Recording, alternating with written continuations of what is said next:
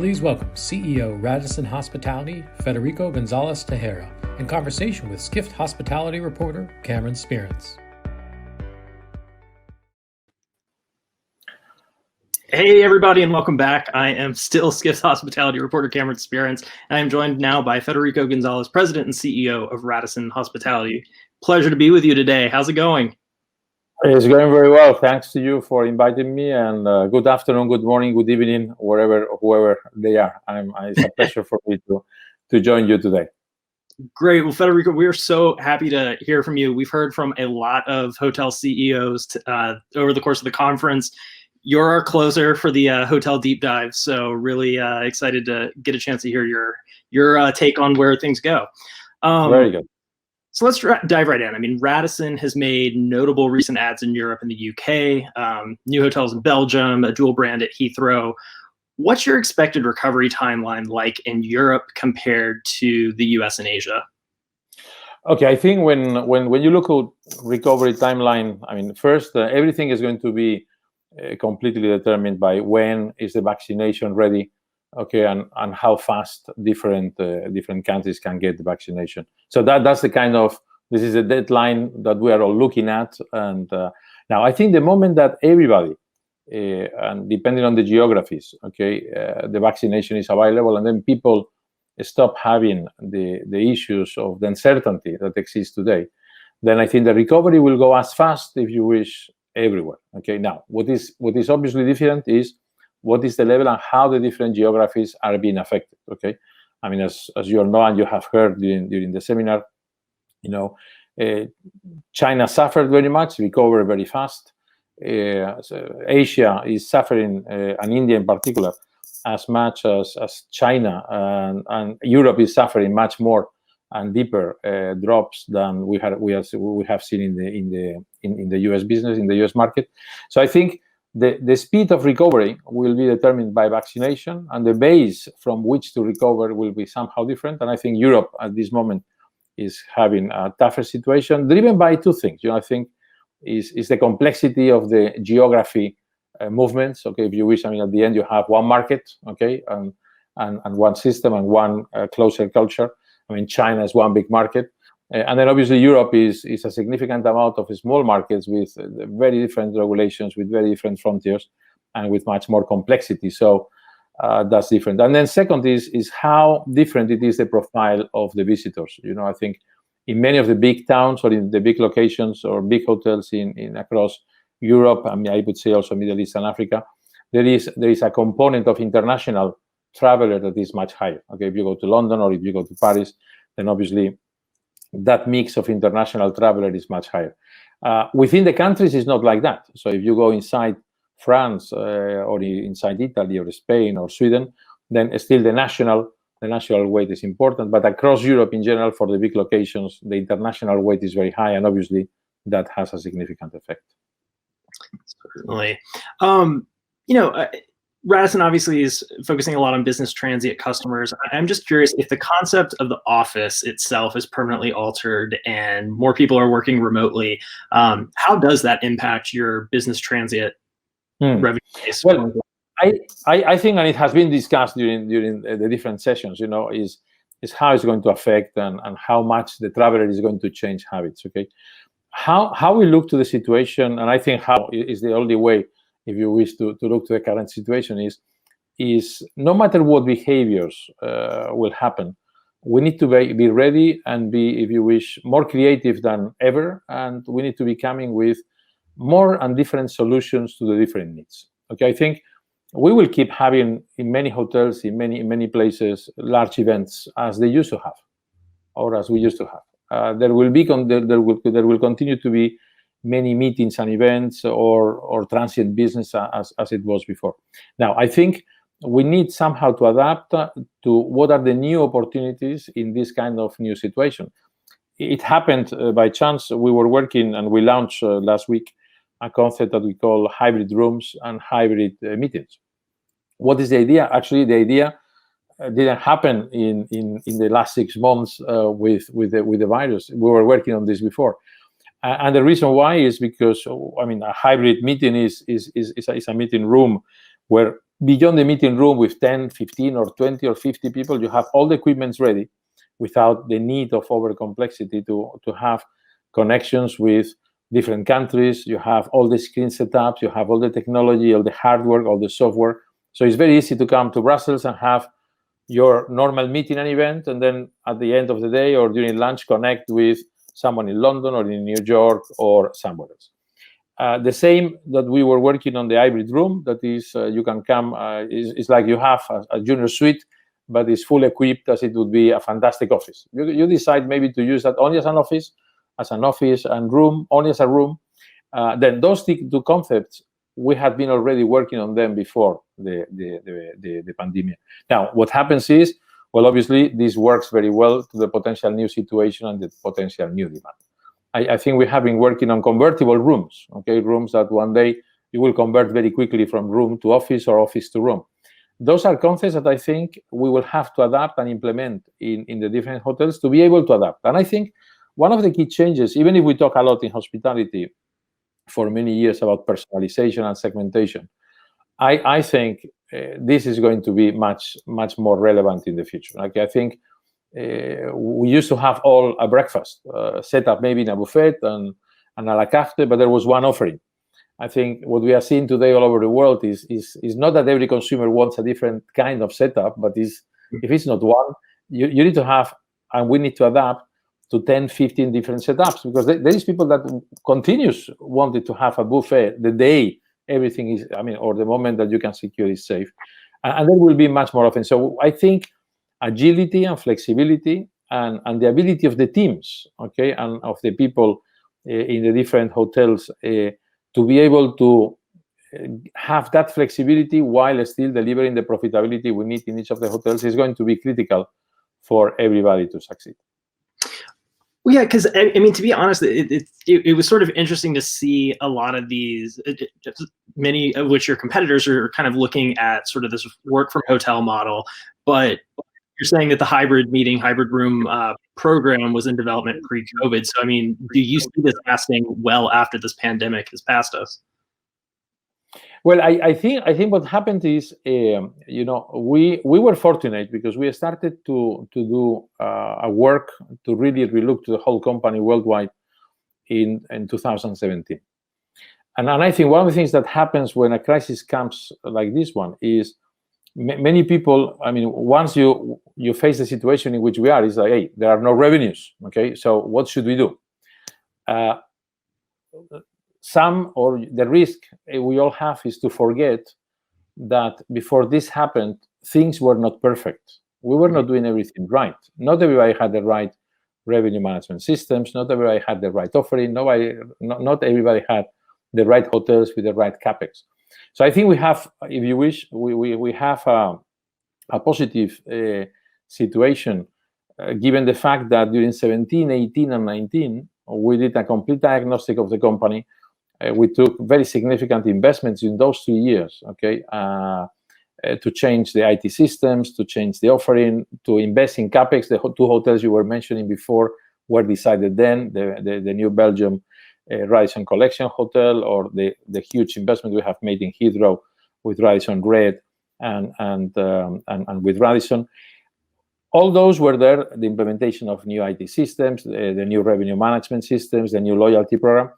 So if you wish, what has happened is when the crisis have come, we have stopped a second because obviously cash is the number one priority to make sure that the business survive and that we have the right funds. And second, safety. Okay, we have had to stop some of the investments and go to the hotels and equip the teams with training or with all the safety equipment. But I think the critical point is we know very well already everything we are going to implement in the coming 3 years as soon as the opportunity happens in the different markets. Okay, and that gives us, again, as I said, we launched hybrid meetings and hybrid meeting groups not because we were extremely smart in the last 2 weeks, but I think it's because the teams have been working on this as an opportunity that obviously the pandemic situation has accelerated. Same like with self-check-in, self-checkout, or check-in, check-out online. All these elements were there in the IT program. Then obviously the situation has made us accelerate.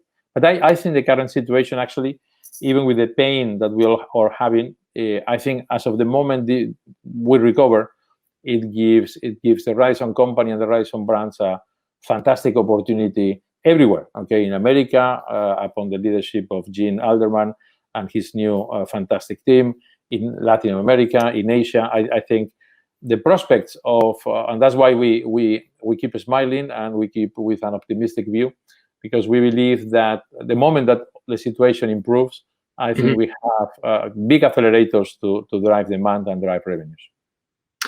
Once hybrid room, hybrid meeting are rolled out extensively in wide use, I mean, from a revenue standpoint, how close would that put you to quote unquote like traditional pre-pandemic revenues? I mean, does it come close? Could it excel? I mean, what's your outlook?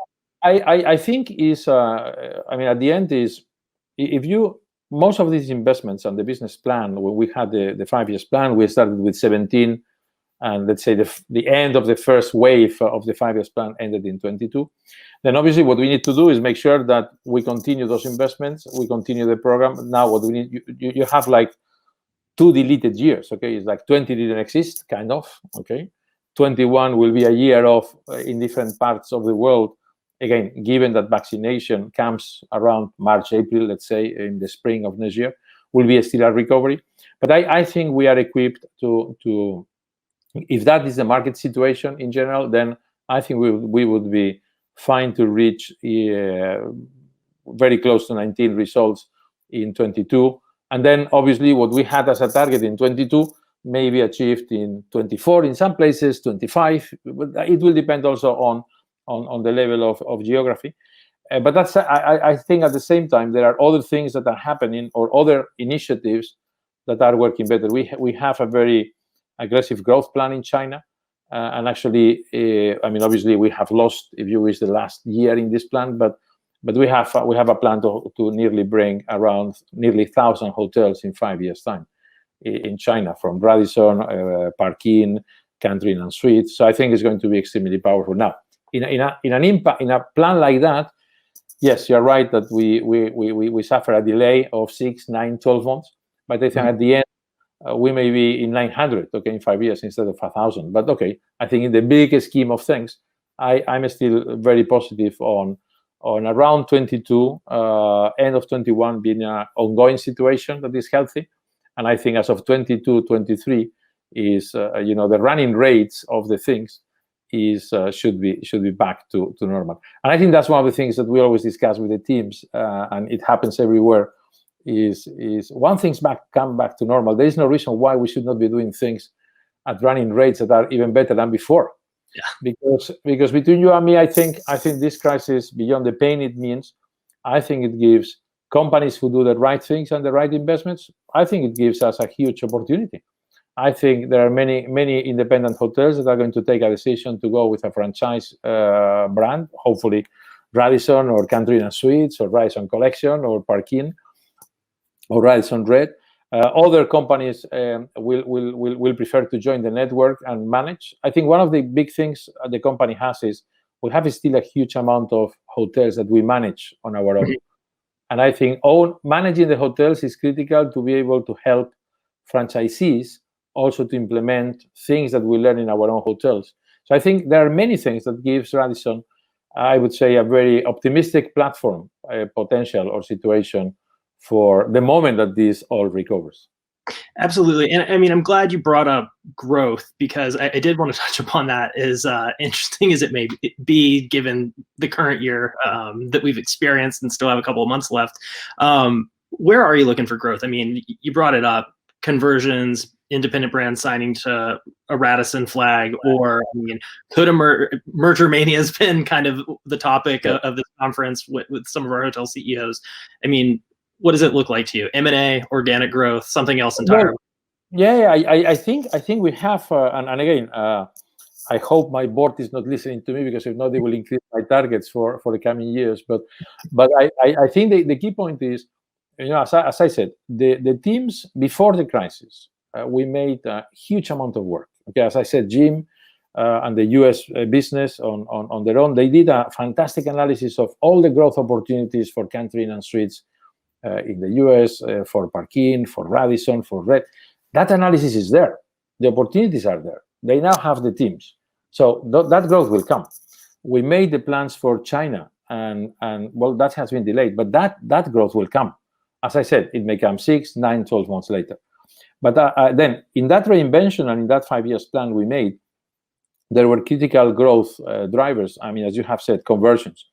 I think we have shown to nearly all our owners, and as I said, we manage more than 50% of the hotels we have in Europe, Middle East, and Africa. We have shown that actually we can get nearly the best GOP in the industry. So when I benchmark the GOP of the hotels we manage versus many of our competitors, I think by the end already of 19, we could show to many owners that we can manage the hotels with higher GOPs than many others. Well, that's a growth driver.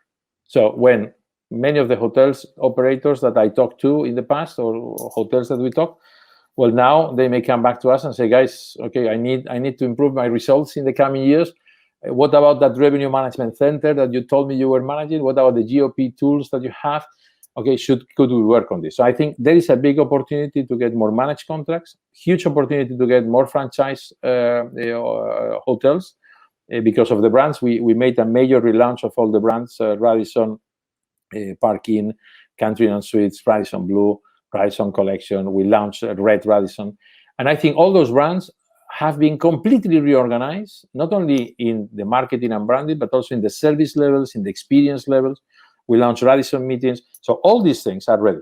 And if you wish, I think the current situation will allow us to grow in much better, much more in conversions. We will be able to get more management contracts, significantly more franchises, and with one advantage that I think is critical, that is, we as a company, we only operate and have one brand by tier. So other companies have 10, 15, or 19 brands in the same segment, okay? We have one. So in each of the price segments of the markets across all the territories in the world, we have one brand. So we can offer owners, if you wish, kind of exclusivity from a system point of view on one single brand for one single segment. And I think that gives that also a significant opportunity for all the company in the world. Growth opportunities in Africa, I think, is significant. We are the second company in terms of pipeline before the crisis in Africa, and I think we'll continue doing like that. All Eastern Europe, Russia, and Middle East, we are the number one operator, international operator in Russia, and I think we are getting significant new opportunities. Same in Middle East. So I think there is a huge amount of opportunities. Now, as you said, I always say I'm not patient, but this time I need to be more patient, okay, during some months, because the market situation is it is. But as I said, I think we are ready to negotiate timings of recovery. We are not ready to renegotiate where after the recovery we should be, because should be, if ever, or if any, better than we had planned before. Great. And, time flies. I can't believe we're almost out of it for our here. But I did want to end on one kind of, you've said you're optimistic for the future.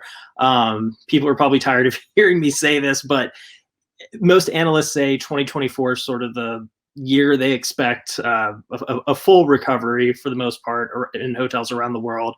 So let's go there. I talked to you in 2024. How does Radisson look as a company? Well, I think Radisson is going to do it better and faster, and many of them, they may recover only by 24, because we are doing much better as of 22. Okay, so I think as an industry we'll see again. I think even when you look the analyst and when you look the analysis, with all the respect for everybody, today there is more guessing than forecasting. Okay, it's like. Fine. I mean, we can do all kind of estimates, but I have to say, and anybody who is doing revenue management or forecasting today, you have a big question mark. This when the vaccine is going to come. Okay, and as of that moment, all the forecasts will change. Okay, I think many forecasts are showing prudency, and obviously there are very important decisions that needs to be taken based on when the market recovers. I think from an investment community point of view, what is the value of the assets? It has a lot of impact. So I think prudency is fine. But I personally believe Radisson Radisson should be doing already very well by 22, without no exception in any geography of the world. Great. Well, Federico, thank you so much for joining us today and for making a great conclusion for the hotel segment for Skift. Okay. Thanks so much. Okay. Thank you very much. Thank you, everybody.